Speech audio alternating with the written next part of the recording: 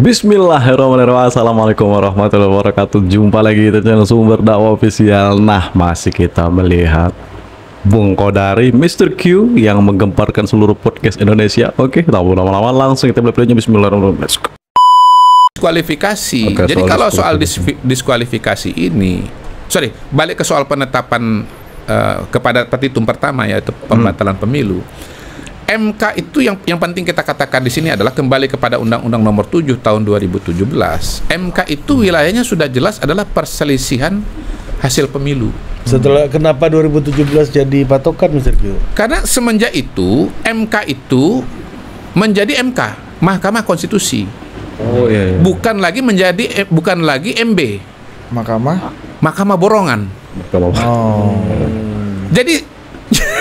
Jadi sekarang ini ada upaya dari 01 dan 03 dalam permohonan mereka untuk membuat MK menjadi MB, Mahkamah Borongan. Masalah administrasi MK, masalah etik MK, MK semua lah pokoknya. masalah pidana MK, masalah hasil MK, semua di MK kan. Sehingga kalau selama ini yang paling terkenal istilah alternatif buat MK itu adalah mahkamah kalkulator, pada hari ini saya mau merumuskan istilah baru namanya Mahkamah Borongan.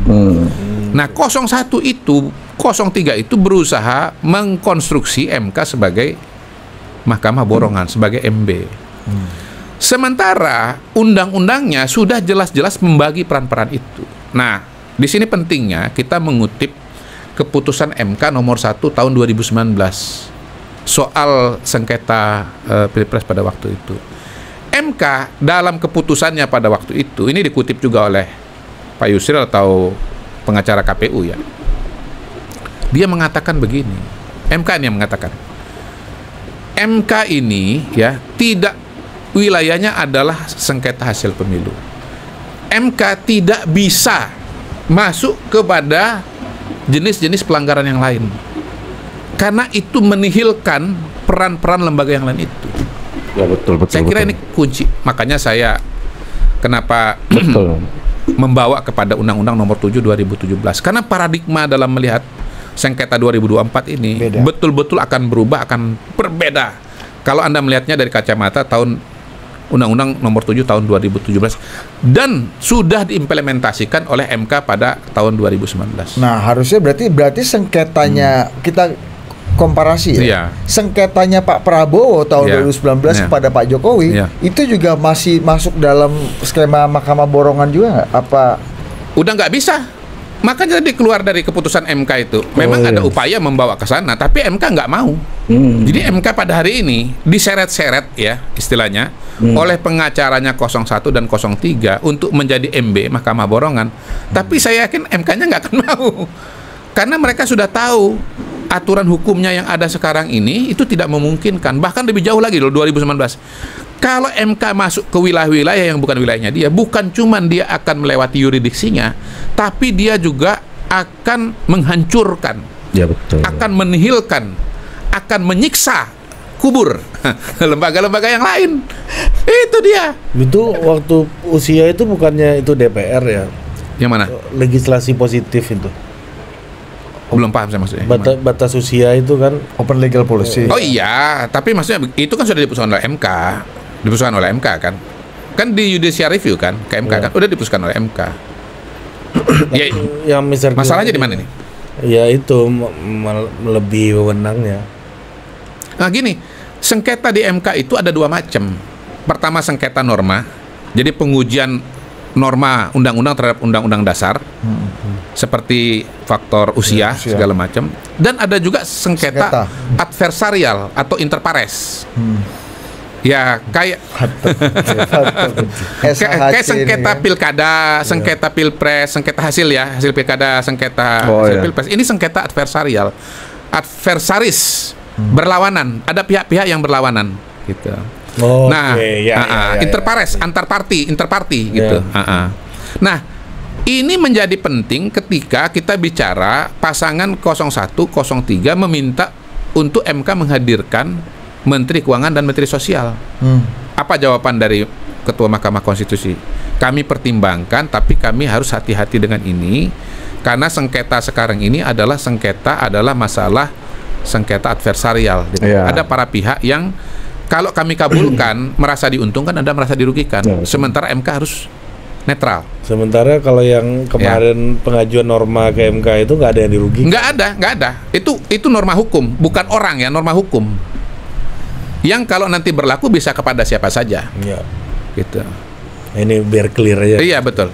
Mantap juga misalnya Interpares sama SHC ini, Bu. Ya, ini cuman Mr. Q perwakilan DPR nih, hakim MK ini kan. Ini cuman Ketua MK aja sebetulnya.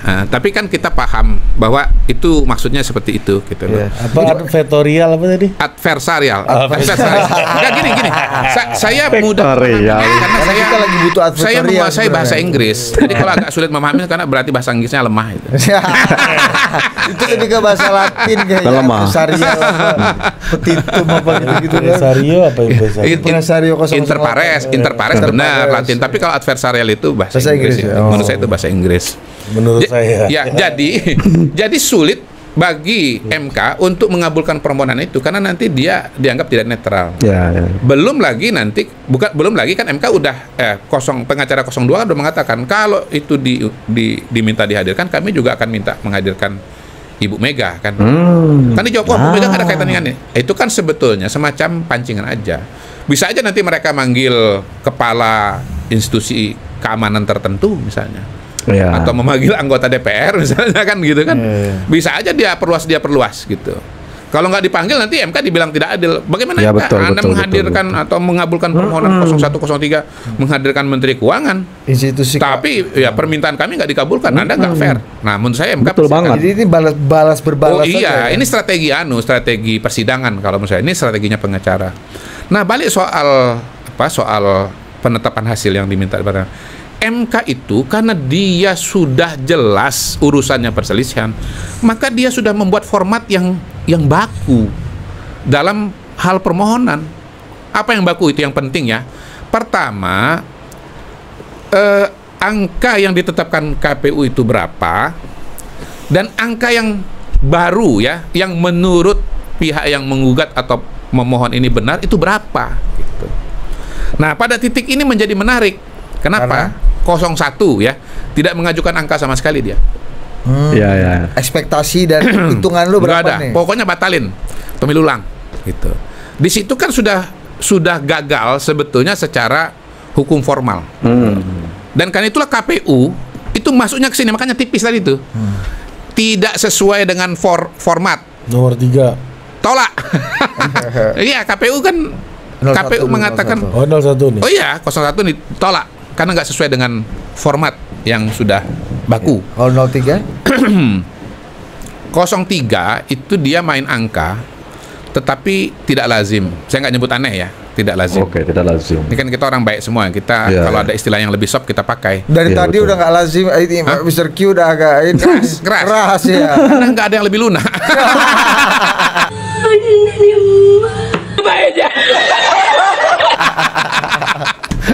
Percaya saya, ini orang yang selalu berusaha mencari pilihan kata ya, diksi yang paling lembut. Kalau itu masih terasa keras, nggak ada pilihan lagi. Itu nggak ada pilihan. Opsi ya? Nggak ada opsi lagi. Ya kayak kata-kata D-nya Rocky ini ya. Kata Rocky, gue selalu pakai D karena nggak ada yang bisa menghaluskan kata-kata itu menggambarkan. Ya, gue kan nggak bilang ini lu ngawur. Gue cuma bilang lu rally Paris Dakar, lu nyampenya di Kairo kan gitu kan. Lu malah lebih kejam lu. Korea. Nyasar ke Korea. Nah, yang tidak lazimnya ya, tidak lazimnya. Dia main angka ya. Dia menerima angka-angkanya KPU. Ya, bahwasannya Anies itu 40 juta. Kemudian Ganjar Mahfud 27 juta. Tapi dia bikin 0. Suaranya 02. Nah, ini gugatan brutal. Parah. Karena suara 02 itu 96 juta lebih, dia bikin jadi 0. Brutal ini. Ini bahaya. Kenapa saya brutal dan bahaya? Karena rakyat yang 96 juta bisa marah. Enak aja. Kemarin kami nyoblos, masa nggak dihitung, nggak dianggap. Betul, gitu. betul. Kalau di kolom komentarnya podcast saya pernah baca, enak aja saya dari Jawa Timur pulang ke Jawa Tengah naik motor nyoblos dibikin Iya. Iya, betul. Ini cerita Hargailah, real. Ini cerita real. Nah, menurut saya ini menarik. Karena apa? Satu, Mas Hasto kan bilang, menurut ahli IT-nya dia, bahwa suara paslon 03 itu berapa? 33,3%. 33%. Iya. Kenapa angka itu nggak muncul di sini? Itu pertanyaan gue. Kenapa angka itu nggak muncul di sini? Jadi gimana nih Mas Hasto sebetulnya ini hoax dengan angka 33 itu? Karena ini kalau memang nggak hoax muncul dong angkanya di sini kan? Oh, ini inti podcast ini ya. Iya. Jadi dipancing-pancing. siksa pemilu itu episode yang lalu ini betul ini siksa kubur kali ini. Siksa kubur pemilu. Nggak muncul angkanya di sini. Artinya TPN nggak yakin amat dengan data Mas Hasto? Atau datanya nggak ada?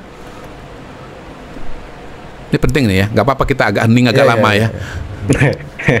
Tidak mungkin data itu tidak ada karena ini sudah dipasangkan Jason script untuk melakukan suaranya Ganjar. Berarti kalau tidak ada di sini berarti Mr. Q ini yang sudah tahu sudah lama memanipulasi dan memprediksi hasil pemilu.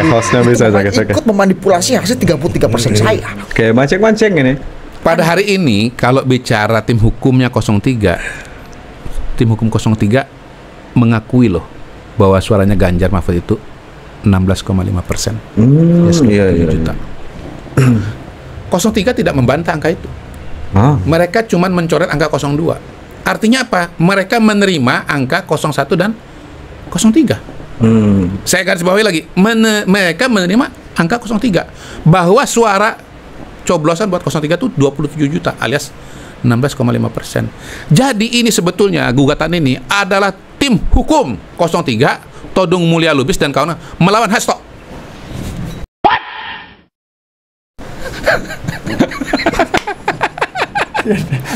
Melawan Hasto.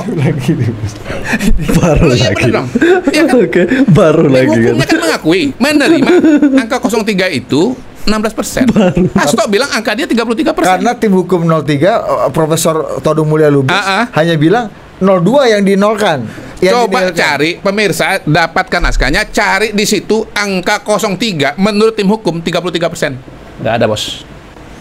Yang ada 16,5%. 02 dinolkan. Yang ada 02 dinolkan. Tapi kan 16% tidak sesuai dengan nilai-nilai adab dan keluhuran bangsa Indonesia sesuai Pancasila, di mana cita-cita luhur Bung Karno ingin mewujudkan Indonesia Raya. Sampaikan itu ke Prof. Nanti saya bilang. Yang mulia Duta Besar Mulya Lubis sampaikan ke Prof. Todung. Nah, yang kedua kan tuntutannya kan kalau ini di 02 dihilangkan dicoret 0 ya, lalu didiskualifikasi, maka kemudian akan ada coblosan ulang yang hanya diikuti oleh 01 dan 03. Kalau saya jadi hakim MK, ngapain gue coblos ulang? Kalian kan bertiga. 02 nih, saya setuju, saya diskualifikasi. Iya sih. Tapi kan suara Anda, suara 01 dan 03 kan masih ada dan Anda akui bahwa itu benar. Ya udah, saya langsung tetapkan aja pemenangnya. Pemenang Pilpres 2024 Anies dan Muhaimin.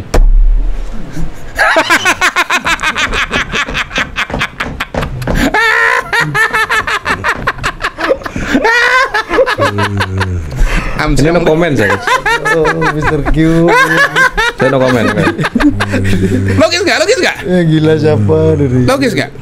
Nah, kan gini. Make sense. Kita ambil analoginya Pilkada Kota Waringin Barat tahun 2010 itu. Ya. Ujang melawan Sugianto didiskualifikasi. Ya. Ujang langsung ditetapkan sebagai pemenang. Dan waktu itu ketua MK-nya siapa? Mahfud MD. Karena Sugianto didiskualifikasi. Ya, nggak ada pemilihan ulang kan? Nah, sekarang apa perlu pemilihan ulang? Karena walaupun 02 dicoret, kan untuk kasus Kota Waringin Barat kita bisa bilang calonnya cuma satu. Tolong diulang dong. Nggak fair kalau cuma satu langsung ditetapkan pemenang kan? Tapi kalau Pilpres pesertanya kan 3, 1 dicoret kan yang 2 masih ada. Yang urutan Ya, kedua betul. lah yang harusnya menggantikan kan, menjadi menang. Logikanya gitu. Dan begini, begitu yang kedua itu dicoret karena dianggap melanggar hukum atau didiskualifikasi.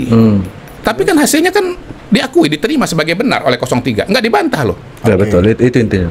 Tapi dianggap tidak ada lah. 58% itu dianggap enggak ini kalau misalnya tadi skenario Nggak ada, bos. Anies Muhaimin Nggak ini yang ada. menang. Saya kembali ke sini. Jadi Nggak di mungkin lah, sini gitu. pasangan tim hukum 03 itu dia datang dengan angkanya dia. Ingat nih formatnya ya. TPN Ganjar Formatnya Mahfud ya. Anda menolak angka KPU, angka Anda berapa gitu. Jadi sebetulnya ini adalah argumentasi dari 03 bahwa angka 2024 ini adalah 01 40 juta, 03 20 juta. Nggak ditolak itu. Nah, kalau itu diakui, Dan dinihilkan Prabowo Gibran. maka pemenang 2024 adalah Anies. Muhaimin. Makin kecil suara, makin berisik kayak token listrik.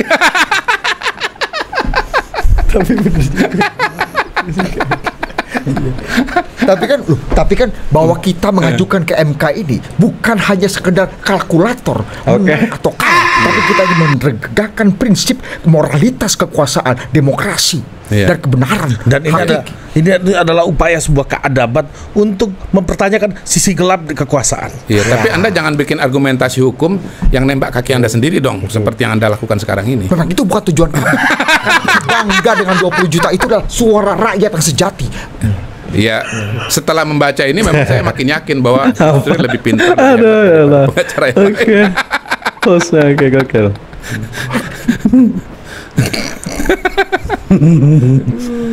Nah, jadi dari segi format ini nggak memenuhi format yang ada. Jadi dari segi formalnya ini sebetulnya gugatan ini kalau MK mau tolak itu bisa loh. Oh, iya. Walaupun hemat saya MK pasti berpikir secara sosiologis dan secara politis juga. Ya, kalau misalnya ini langsung ditolak oleh mereka, lalu kan ya seolah-olah MK kan tidak adil atau seolah-olah MK kan Borongan. berpihak. Ya betul. Kalau bicara formal menurut saya ini harus ditolak. Nggak sesuai format, nggak sesuai dengan wilayahnya MK. Kalau 01 Kan, diterima, balik lagi ya. Kalau 01 diterima seluruhnya apa yang terjadi? Hah? Kalau 01 misalnya nih, seandainya diterima seluruh-nya apa yang terjadi? Pemilu ulang. Balik lagi, kita konstitusi, undang-undang dasar ngomong tugas MK itu apa. Undang-undang MK ngomong MK itu ngapain. Undang-undang pemilu itu ngomong apa peran MK dalam pelanggaran atau sengketa pemilu. Semuanya jelas bicara mengenai penetapan hasil. Iya betul. Nah udah guys. Pokoknya gokil, kocak pokoknya. Hostnya sudah mulai ikut-ikutan terbawa arus. Bawa arus dengan Mr. Q. Pokoknya nilai kalian sendiri, tulis di kolom komentar apa pendapat kalian. Saya no komen. Nah, saya akhiri, tetap jaga persatuan Indonesia, jangan mau dipecah belah, jangan mau ada domba, tetap terjaga persatuan Indonesia. NKRI harga mati. Wabillahi taufiq wal hidayah. Wassalamualaikum warahmatullahi wabarakatuh.